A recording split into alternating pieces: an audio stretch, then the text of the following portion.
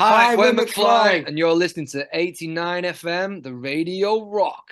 Ti amo, Brazil! Hi, I'm Luiza from 89 FM, the Radio Rock here in Brazil. We are Danny and Harry from McFly.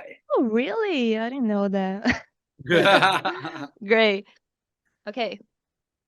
So you guys just entered this new era of McFly and you're about to release a new album called Power to Play. How was the process of recording it? It was amazing, wasn't it, Mush? Incredible, because we had our very own studio for the first time in our career where it allowed us to have the space to be freer in a way. It freed up a lot more time. It gave us the opportunities just to hang out. It was like living together again in a way, which we've not done for a while. So yeah, we were responsible for this studio and this kind of like it's like half apartment, half studio. And it was just a great space for us to make this album. So it's been a very, very enjoyable experience, possibly one of our favorites, just because it feels like when we first met in a way.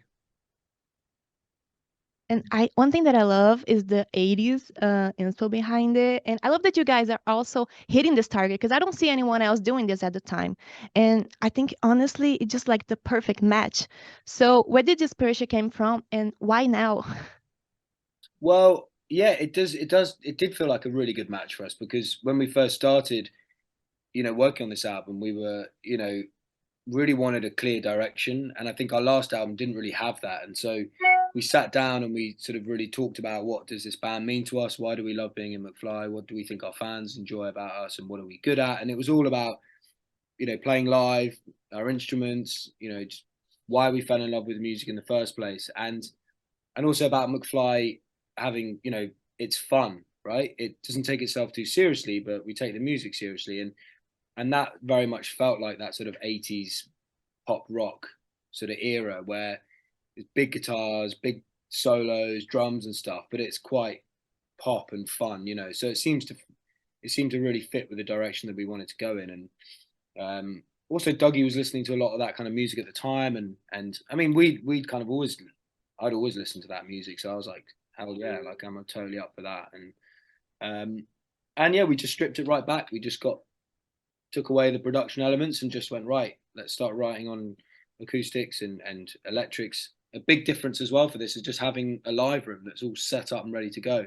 In the past when you go into a studio, you got to get used to a live room and how does it sound and set up your equipment, and it just there's sometimes just not a vibe there, whereas we were settled here already. And so yeah, it was a very fun, like, creative process.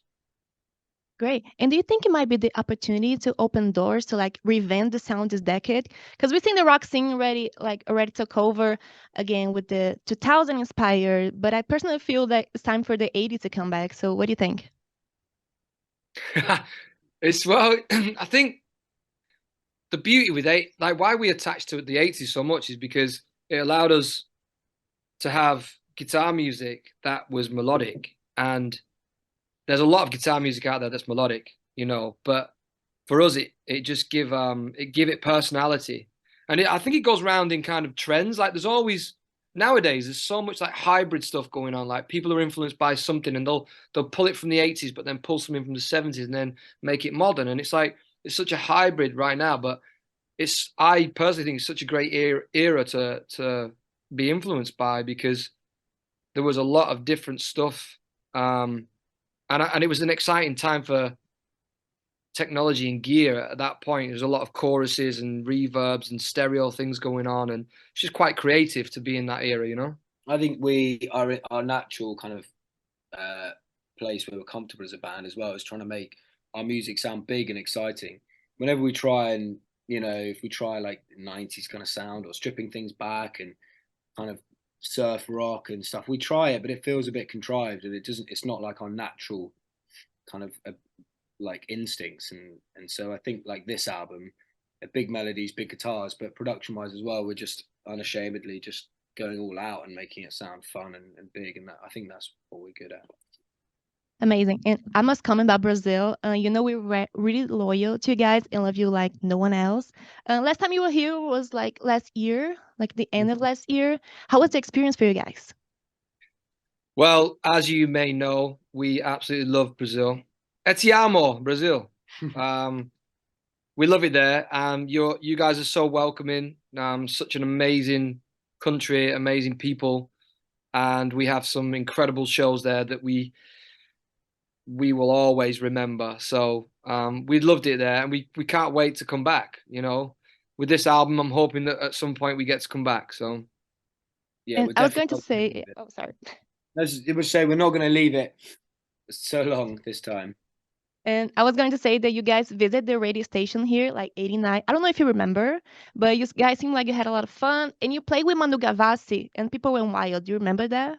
yeah, We always have fun in Brazil, and I love the vibe at your radio station and a lot of the stations at Brazil and the TV shows we've done. It's a lot more laid back than what we're used to in the UK. It's very just relaxed. There doesn't seem to be as many rules, and you can kind of just have more fun with it. And yeah, we met Manu at your station, and she was like, you know, you guys are the reason I started playing guitar, and you were just like, oh, we're doing a gig tonight. Do you want to come and play a song with us? And I really enjoy collaborating with other musicians. So we also went over. Me and Doug went over to Fresno's gig, and he got us out on stage, and we were like, "Oh yeah, yeah, that's right. Yeah. So you know, who knows? There might be something brewing in the pipelines that we could do for Brazil, something special. But we'll wait. We'll wait and see.